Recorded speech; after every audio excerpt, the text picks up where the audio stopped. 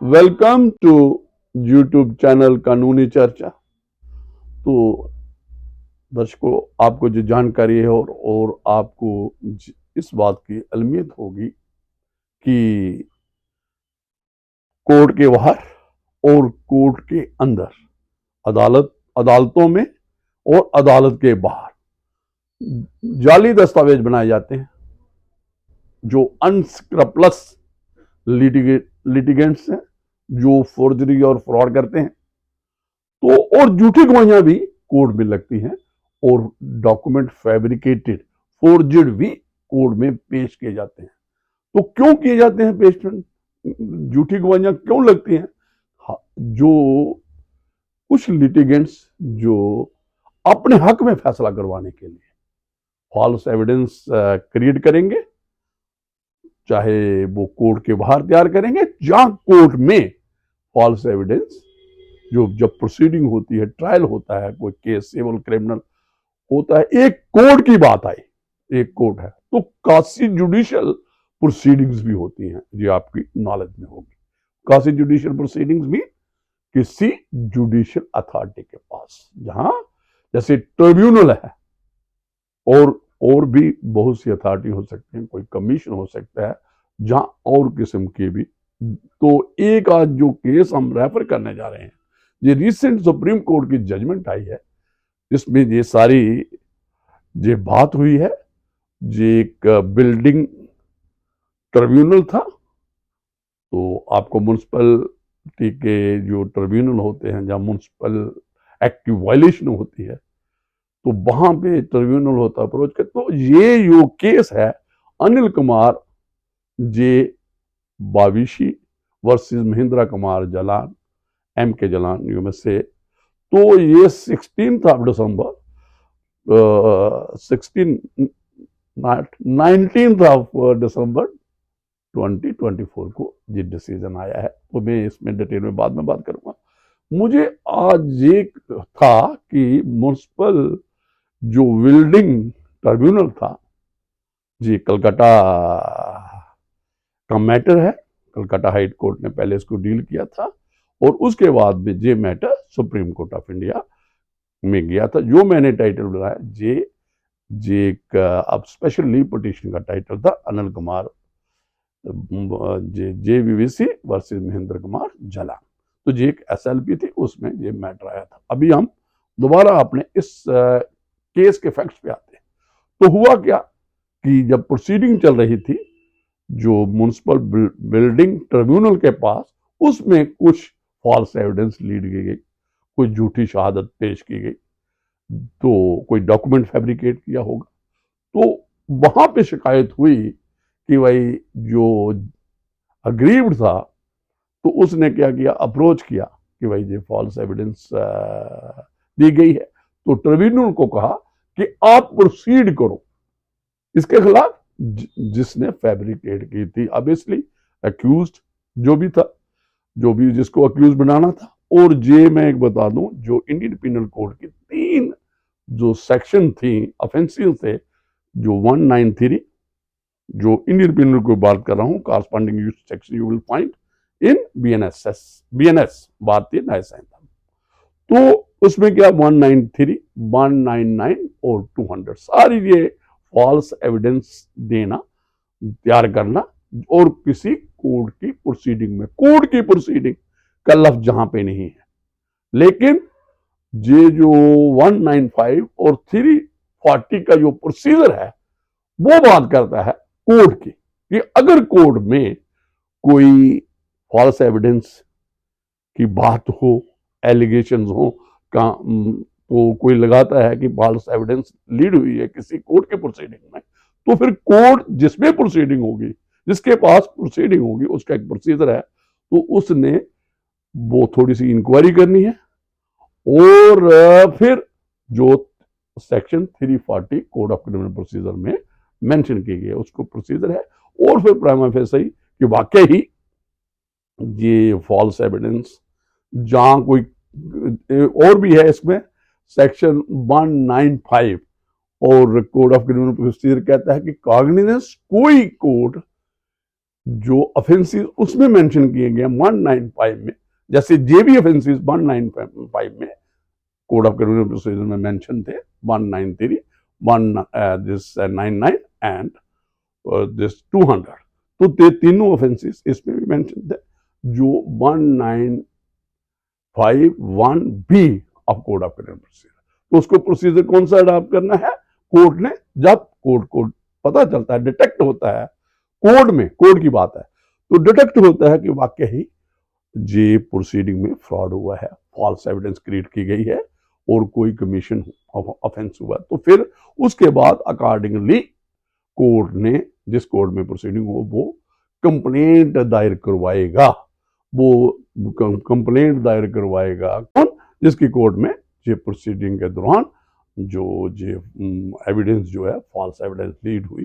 तो ये 195 में और भी कुछ ऑफेंसेस हैं, तो आज मैं कन्फाइन करूंगा जे।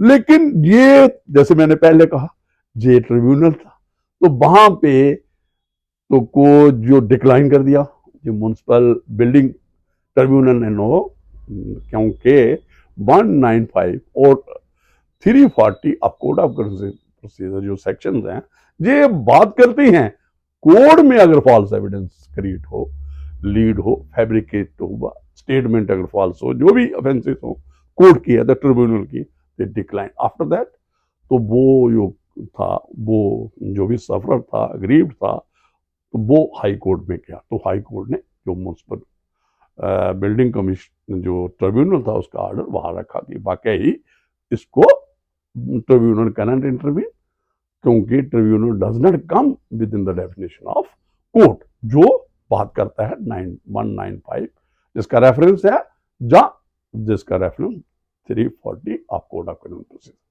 तो मैटर तो he satisfied after about 200.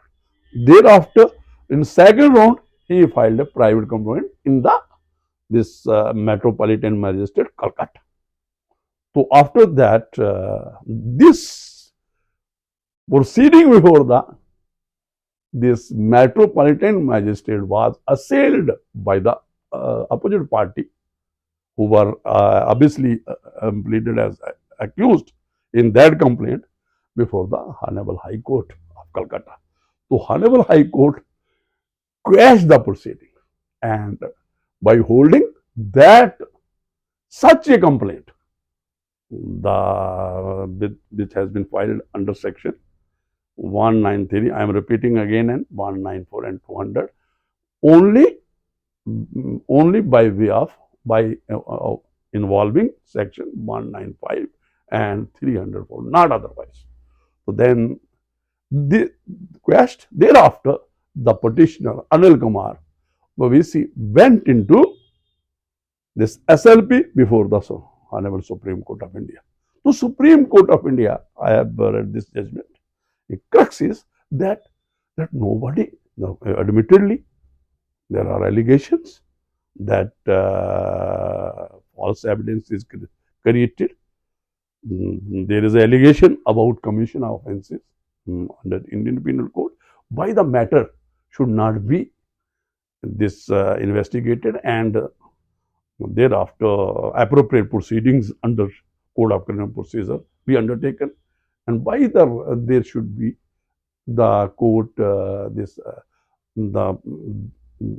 the petitioner herein, why he should remain remediless.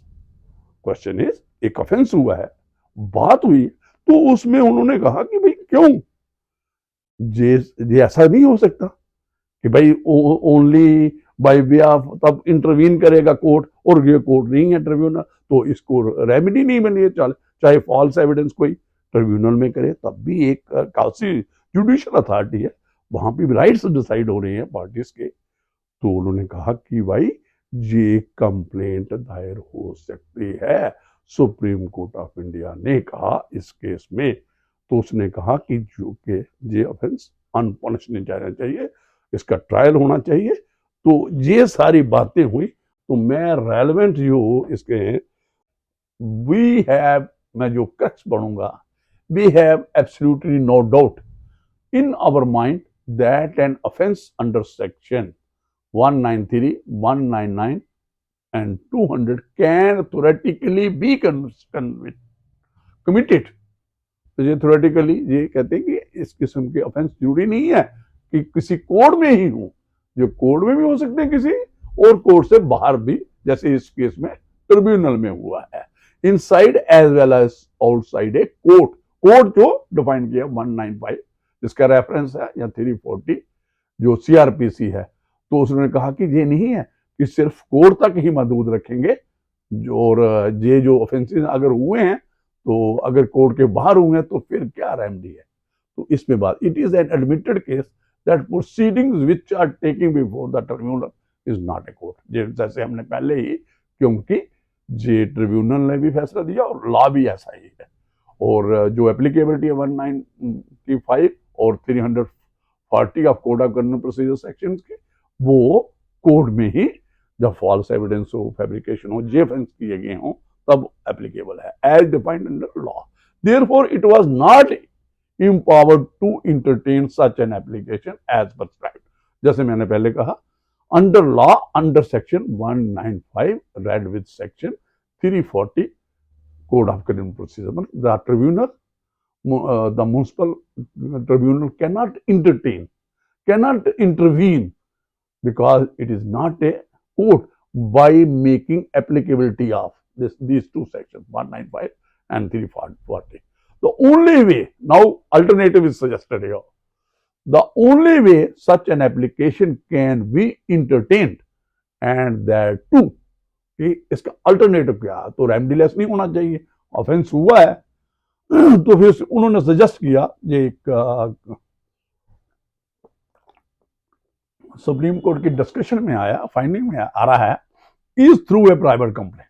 उन्होंने कहा प्राइवेट कंप्लेंट लगाएगा जो भी सफरर होगा, and only relating to the offences before the tribunal, वही 193, 199 और 200। तो we may refer here a decision of this court, जो मैंने पहले भी in court Iqbal Singh Narang and others versus Birong Narang reported in 2012।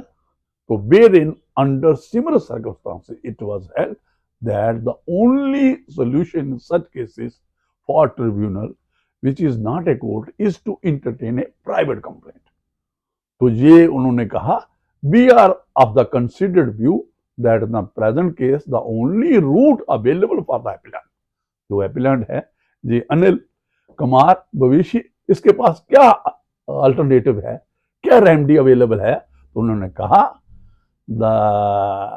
to file a private complaint, only route available for the appellant was to file a private complaint which he has already filed, and the tribunal rightly had entertained such a complaint। The impugned order dated 5th of February 2024 passed by the High Court is hence set aside।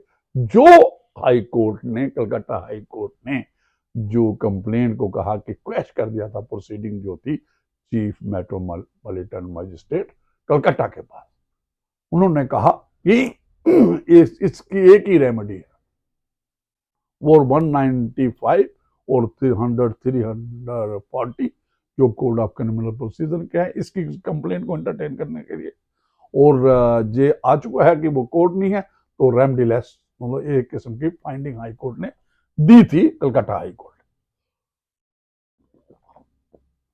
We make it absolutely clear that we have allowed this application only a technically on technicality basis and a question of law। The fate of complaint would lie on its merits to be decided by the tribunal।